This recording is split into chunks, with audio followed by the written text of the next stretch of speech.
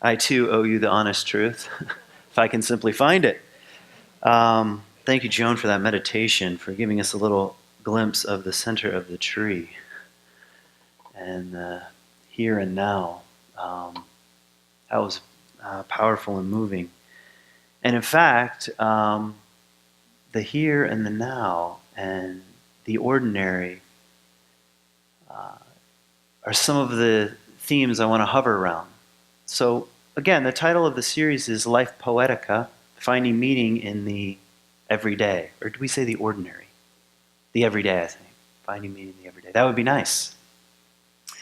And some of that requires presence when it comes to the everyday, which is why I wanted to start with Mary Oliver's words.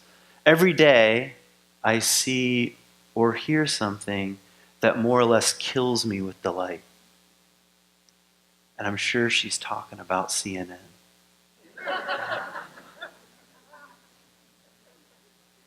She is a prophet of the present moment and maybe a prophet of the ordinary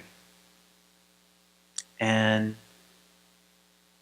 the overlooked, like the jaw of a grasshopper that moves back and forth instead of up and down. Or in another of her poems where she says, I have been strolling through the fields all day. What would you have me do? Or Neruda, also a poet of the everyday, of a single fruit stand. There's a kind of call, I think, that's happening. And what's it calling us toward? Toward the only place where we can access meaning, which is in the everyday and the ordinary and the plain and sometimes overlooked. Like Rilke says in his advice to a young poet, he says, hold close to nature. To what is simple in it. To the small things people hardly see and which all of a sudden become great and immeasurable. The small things. I'm not against big questions. We can't get away from them. I'm not against the meta stuff. I'm not against things like what is the meaning of culture right now? But not at the expense of the ordinary. And our own sort of plain, simple lives. Like my alarm went off at 37. It's supposed to go up at 5:30. I moved it back to 37. And I hit the snooze a few times. And I thought, I gotta get up. And I was disappointed, actually. You know what I was disappointed in? That it was darker at 37 than it was just a couple weeks ago. I'm like, no. That's so normal. That's so normal. And of course, we live in a culture that is obsessed with distracting itself to death from just the ordinary and the plain, or from like writing a song in a Walmart parking lot, Yeah, and actually maybe a few thoughts on sort of culture. And David Dean sent me an email right at the beginning of when we were talking about this series, and he said something that struck me, which was, for much of us, our life is just a series of tasks. And actually, tasks have to happen. Like I had to get gas in the car. Actually, I got it yesterday instead of on the way here, which was pretty smart. But it can also feel like task after task after task after task after task. And some of that has resulted in a kind of worship or a culture of busyness. And if you listen carefully, maybe this happens more among men than women, and you can correct me if I'm wrong. And sometimes I don't like those distinctions anyway. But it's almost like whoever is the busiest, it's like the person that you look up to or something. Or it's like a sense of like, well, I'm busy, therefore I matter. I remember when Donald Trump, speaking of busy, which I'm sure he is. But he said he's going to be so busy when he becomes president, this is during the campaign, that he wouldn't have time to play golf like Obama, which now is even funnier than when he said it. But that's what I mean. It's like this, like, I'm so busy, look at me, therefore I matter. And we all kind of find ourselves on that. And you can hear it in the way people talk, like, hey, what's going on? Oh, man, just so busy, you know. It doesn't matter the time of year. You can come up with something like, oh, it's summer. You know, I mean, the kids are out of school. That's the age I'm in. Like, oh, I'm running them around, whatever. It's like the fall. Oh, you know how the fall is. That's what I mean. And then the winter, well, you know, Christmas, I just couldn't be busier. And then, you know, on around the year it goes. Every season is just like, and there's some truth to that, and then it's also can become a kind of mask that you hide behind. Like, really, at work, you're that busy? I saw you post some funny cat videos during the day, so I know you're not that busy. You know, you've got time to tweet about somebody. Yeah, so there was a study. And also, one more thing I'll mention, just in the way we talk about sort of our everyday lives, you know, you tend to get into habits, habitual ways of talking about your day. It could be like what I was saying, I'm so busy, or it could be like, oh, it's really awesome, or it's like, well, you know how it is, life. The tone tends to become habitual. And it probably is an indication, and I'm really speaking to myself here, that I'm not really paying attention to the ordinary. I'm just habitually responding. And a study came out, and maybe you heard a bit about this, but they were talking about the way the brain and the psyche absorbs information. And they said something interesting, that things that cause pain, suffering, trauma, or difficulty, let's just keep it like difficulty, they tend to stick. A great example is you can get 100 emails that are great, and you get one, and then that's all you talk. That's bad, so to speak, and that's all you talk about for 3 weeks. You don't go around saying, even talking about the 99 emails that were just, you know, you are the greatest thing ever, and you know, you should run for president, whatever, because they stick like Velcro. And the science is actually saying there's an evolutionary reason for that, because if a lion comes running out of the woods, you're going to want to remember that this is dangerous. So next time you're going to want to, you know, take some precautions.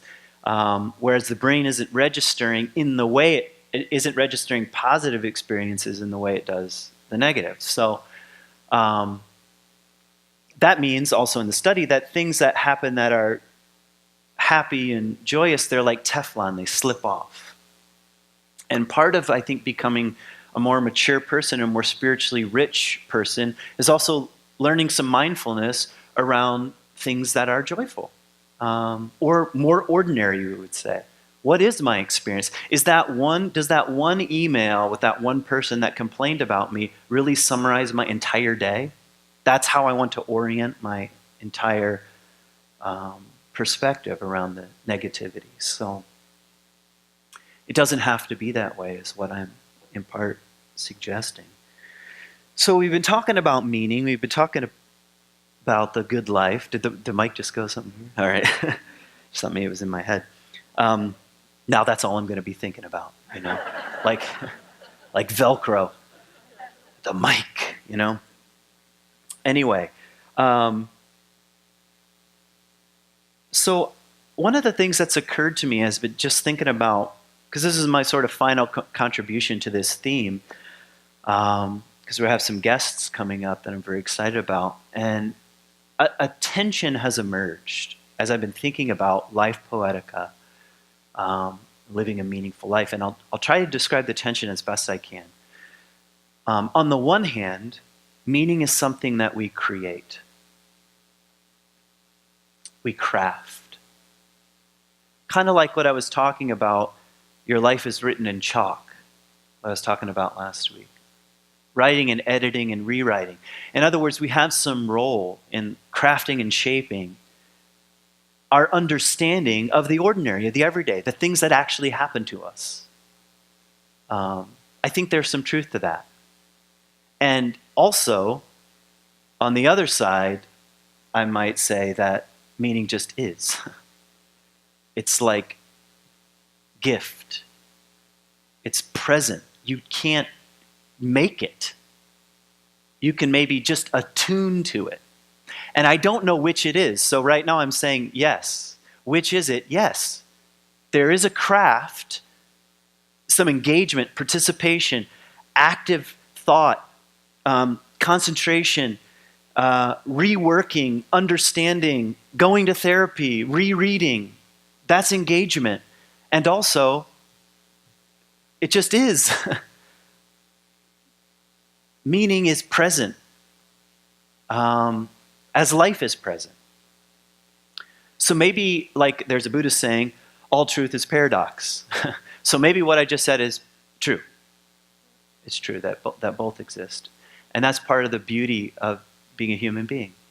Living in the ambiguity of these two realities that seem to live side by side. Which I think in a way sort of gives us a task, which is to not be too caught in one or the other. To live side by side.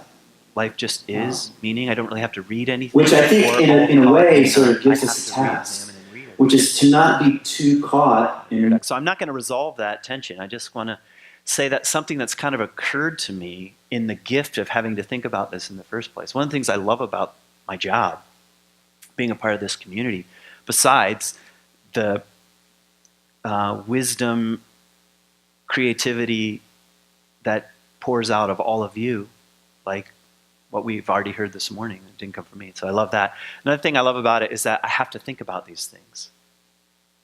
I committed to doing a series on Life Poetica. I was like, dang it, now I have to think about these things. But it just turning my attention is has been a real gift. So I don't even know where I was going with that, other than I feel grateful in that sense. So, do we create meaning or wake up to meaning? Yes.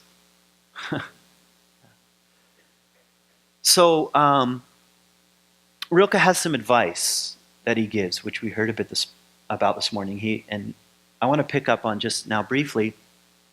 He gives advice, and he says, don't rush too quickly to find the answers. You must love the questions themselves. Love the questions. And then he says you must live the questions.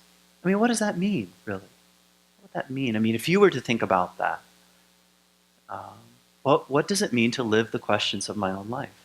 And I think you can even extend that even to broader cultural issues. What are the big questions right now in culture? And believe me, there are some. What does it mean to live those? Really, I mean, all of us have that kind of like, if we could just get the answer. I remember I heard someone say this week, if you don't like the politicians, vote them out. But that doesn't mean the problem is going to go away. Right? Yeah, so, because the big questions have to be lived. Rilke's saying. So what does it mean to live those questions? And like I was saying before, in our culture of distraction, we have all kinds of ways of avoiding the task of living the questions. Like multiple, unlimited ways of avoiding living the questions of our life, the personal ones, and I think also the cultural ones. I was thinking about how, I'll mention a few sort of cliches that in my view are sort of clues as to the kind of avoidance, or they're too easy. Here are some examples. Everything happens for a reason. Now, if you've said this before, I don't mean to be offensive. I've probably said it before too. Everything that happens for a reason. Well, the funny thing about that phrase, as I think about that, everything happens for a reason, is a way of saying I don't know what the reason is, and I don't really want to think about it, is one way of saying that. And because it's hard to live the questions. So sometimes it's easier just to sort of say, oh, everything happens for a reason. even if you have no idea what that is. Because it's easier to push down that kind of uncertainty that comes up with the suggestion that Rilke has, is that you have to live the questions. Another one is, maybe this is a bit religious, but it's all pre-planned. It's maybe related to everything happens for a reason, but there's a plan. It's all been pre-planned. And if you're, a Calvinist, that's like not a metaphor. That's like, no, it's boom, boom, boom, boom. You've got some disease, God's like, boom, I wrote that one down a while ago, just waiting for the clock to get around to that time period. It's all been pre-planned, which is another way of avoiding the ambiguities of having to live the questions. It's easier on one level to say, well, what can any of us do about that? Here's another one where we tend to look backwards, typically with a lot of blame, but we basically say the way things are is because of my parents. And there's some truth to that, but only some truth to that, correct? And there are multiple ways of doing that. Like, it was my education, it was my zip code, it was my parents. And now there's even a more clever one, which is it's my DNA. It's my DNA. I was born this way. And by the way, one of the things that I'm resisting at all costs is to refer even to the human brain as a computer. Listen, people do it all the time. They'll say, oh, I'm just wired this way. Really? We're using now mechanistic computer metaphors to describe the complexity of being a human being, which is another way of avoiding it. What can any of us do? I was programmed this way. So these are real subtle. I'm just bringing up sort of cultural things that people say that I think help us avoid Rilke's advice here to live the questions. And as I was thinking about this, I suddenly was inspired by the word philosophy. Because I've always had a love affair with philosophy. I am not a philosopher, okay? My roommate in college was a philosopher, and my best friend is a philosopher. He's a philosopher at ASU. Not like a philosopher like I read a few books one day. No, like a real one, an analytic philosopher who teaches philosophy. And in college, I used to pretend that I could hang with them, and I couldn't. I really could not. And they're analytic philosophers, which is even worse. They start an argument, and suddenly they move to letters, and they're like, well, if A is true and B is true, then C is. And I'm like, what? I thought, what are we even talking about? So philosophy, though, has become kind of like the realm of the elite, but that's not where it began. Philosophy is the love of wisdom. That's all it is. Don't you want to be wise? Don't you want to grow into wisdom? Don't you want the center of your essence and your tree to come forth in the world, to find some inner wisdom? Yes, you're a philosopher then. In part, I'm saying, grow into becoming a philosopher of your own life. But that's not what inspired me. What inspired me even more than just that idea, love of wisdom, is what the etymology, the image of the etymology is rooted in. I love language because if you dig down, especially Hebrew, Greek, some ancient languages, they're almost all rooted in images. English really suffers from a lack of images. I'll give you one. Like when people talk about God, God is omnipresent. What's the image? Blank. That's just a concept. It's not an image. Philosophy is rooted in an image, and the image, the word itself, comes from to become a steersman, or a steers woman, or a steers person. A captain at the helm of a ship. That's an image, correct? Now think about that. A philosopher is like a captain. And think about how complex it is to be a captain of a ship. A friend of mine has a boat, like a not a sailboat, but like a one that you push the handle down and it goes, motorboat, that's what I'm thinking of. And we went out on Lake Michigan the other day, and it was kind of wavy.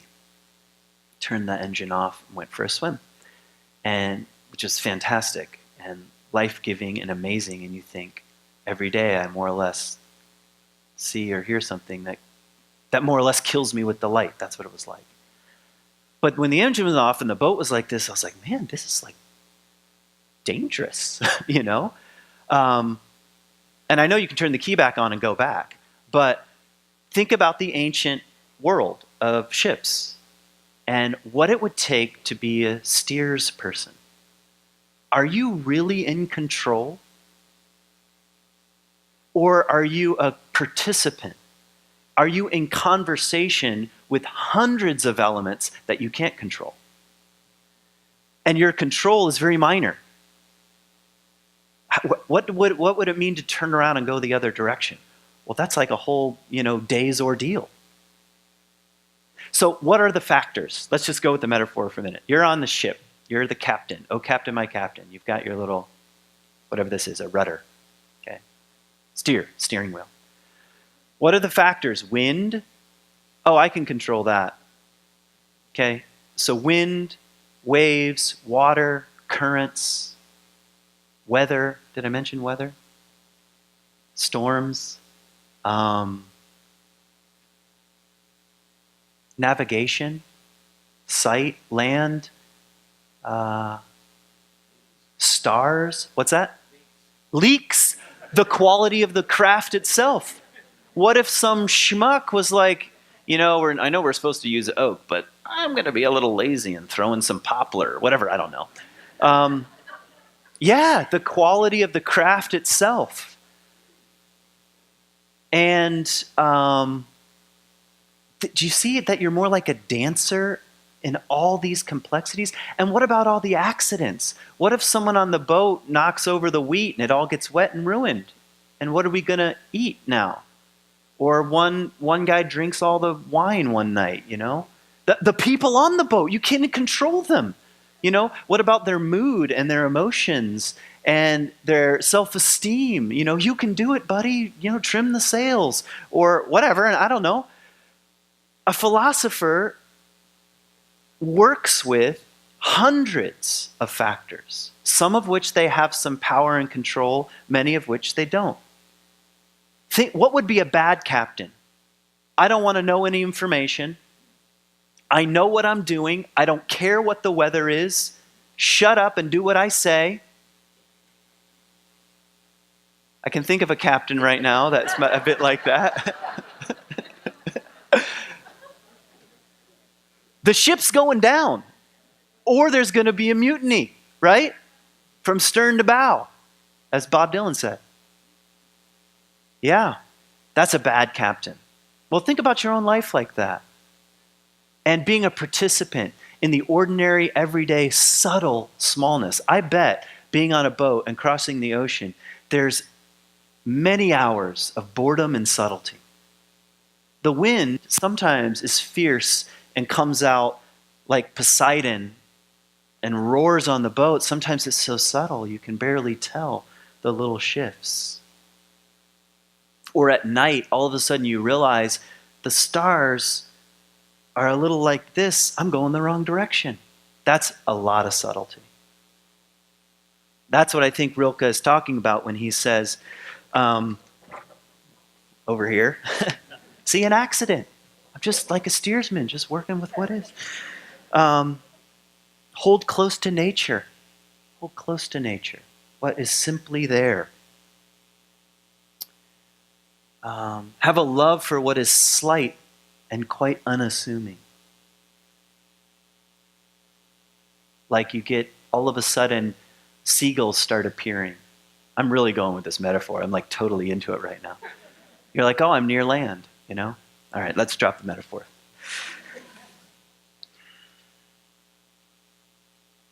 And I think maybe one more thing.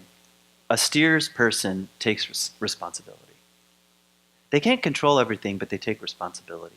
And we desperately need people in this world who take responsibility for their lives. And by doing so, they begin to take responsibility for their communities and their families and their cultures and their countries and the earth itself. doing what they can. And by the way, this is far different. The very first poem I memorized, now I'm not going to remember it because it was a long time ago, but I am the captain of my soul. I am the captain of my fate. I'm the master of my fate and the captain of my soul. Who is that? Invictus. Very modernist, kind of like, I think it's slightly different. I think that there's probably some truth in that poem, as there tend to be in poems.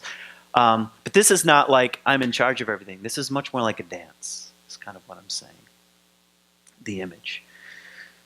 So when Rilke says we must love the questions, I think the invitation is to love the ambiguity, the tension, and the uncertainties of life. And we all, just by virtue of being alive, want to push those down. It's totally natural, normal, and human to push those down.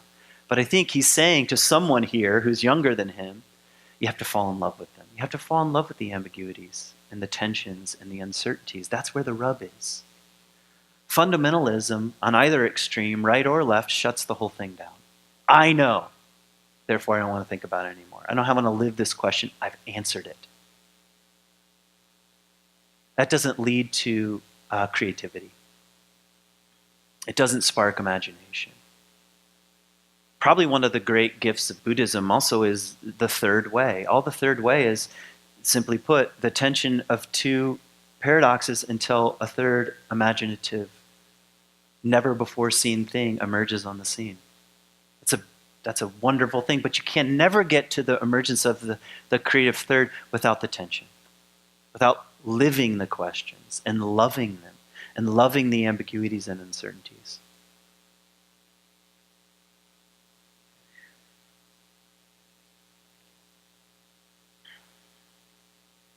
What else do I want to say here? I think kind of what I'm hitting around at has something to do with finding your vocation. And I mean that also in the oldest sense of the word. What is a vocation? It's not a job.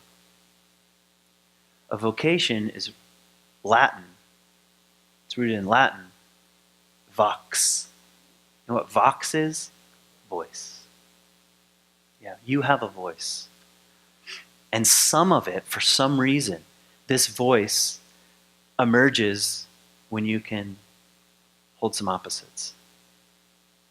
When you can let life work on you. When you can love the questions long enough. Or, again, Mary Oliver, she's just killing me today. She says, slowly, the stars begin to burn through the sheets of clouds. The stars begin to burn through the sheets of clouds. And slowly, you recognize a voice that's your own.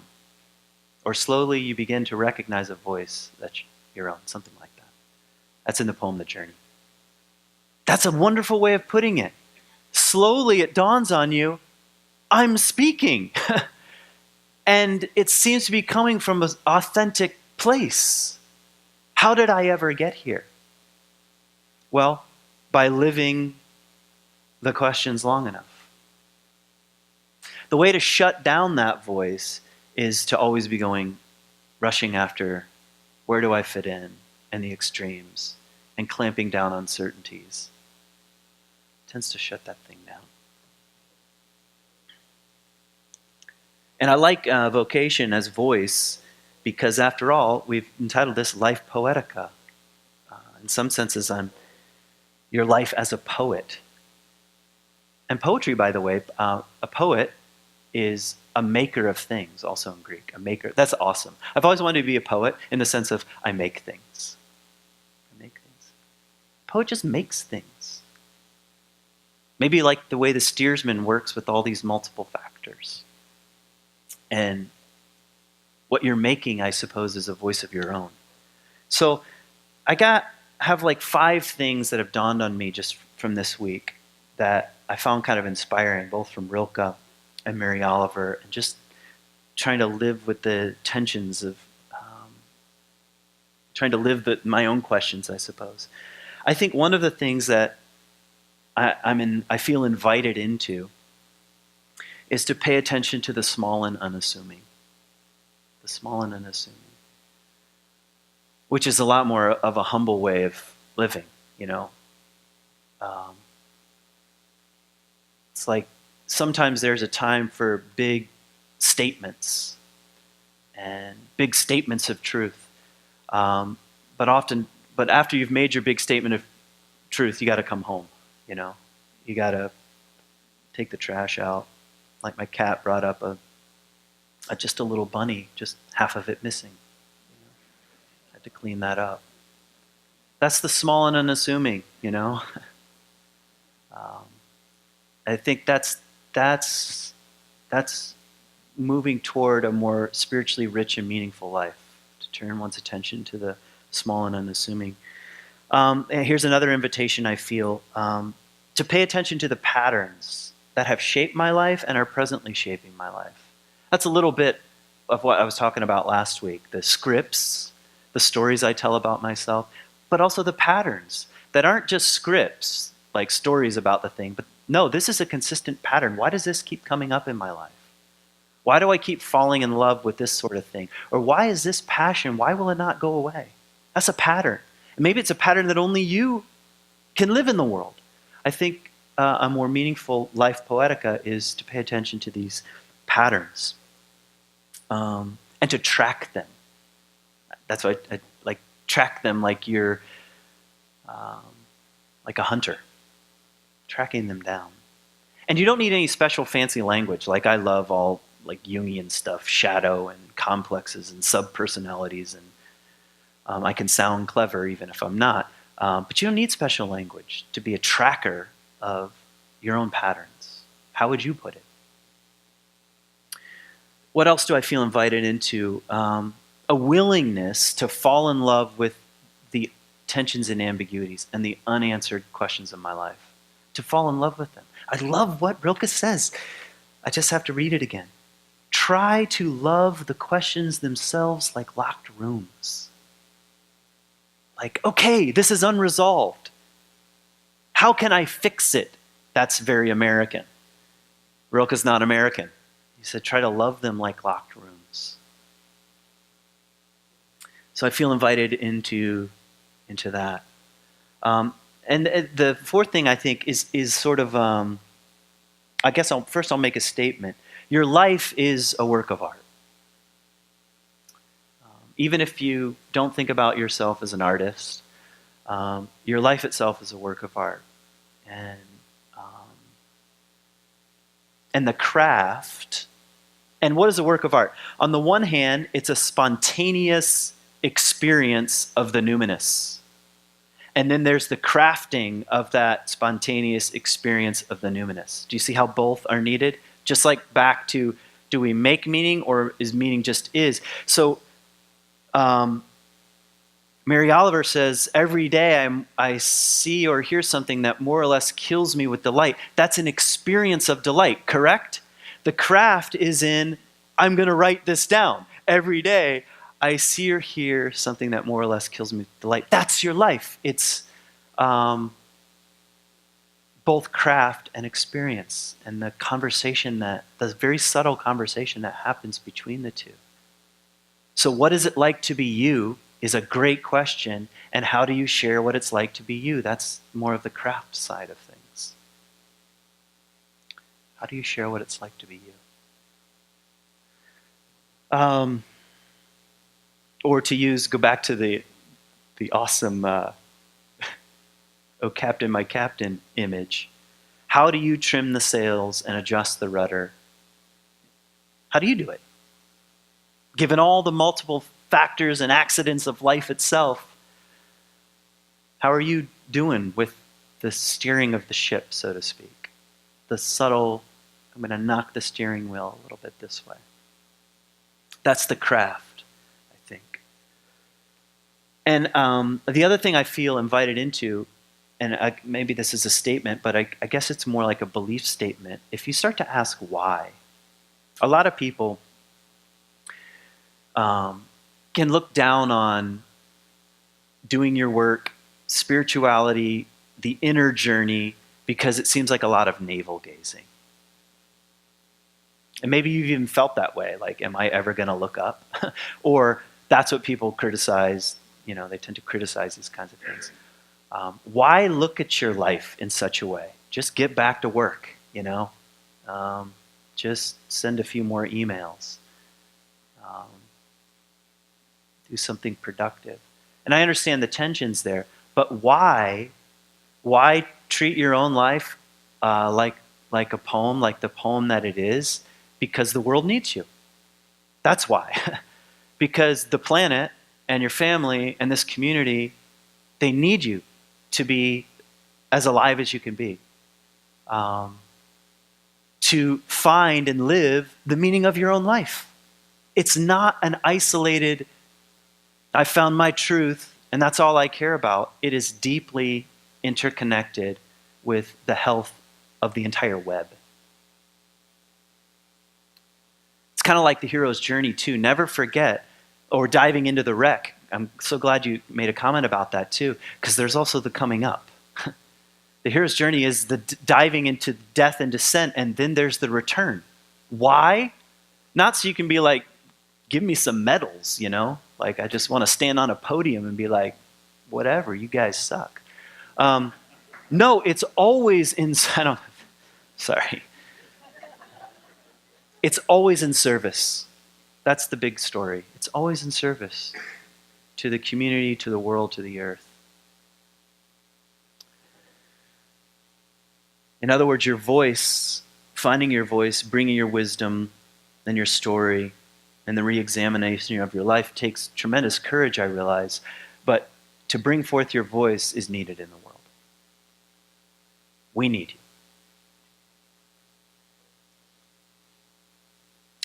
I should like to ask you, as best I can, to be patient towards all things that are unresolved in your heart.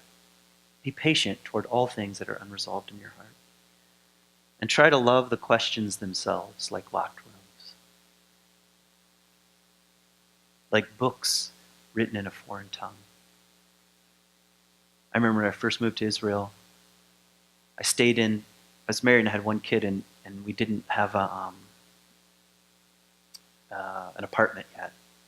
And I didn't know the language. And we stayed on these bunk beds in like a dormitory on campus until I found an apartment. And the very first night I went to the library. It's like, I'm going to check the library. And I got out a Hebrew for Dummies or something. That wasn't what it was called. It was something like that. Pulled it out, sat down on the bed, opened it up, and I was like, I can't. There's no way. Partly because, the characters are different. What do these shapes even mean? I have no idea. This is a foreign tongue. It's a locked room. And there's a certain amount of love, I think, that's needed to knock on the door long enough to learn such a foreign tongue. Do not now strive to uncover answers. Do not now strive to uncover answers. They cannot be given you because you have not been able to live them. Isn't it true that what you really trust in someone else is when you know they've lived the answer, whatever that is? And what matters is to live everything. What matters is to live everything, to live the questions now. Perhaps then you will gradually, without noticing, live your way into the answer one distant day in the future. Thanks for listening.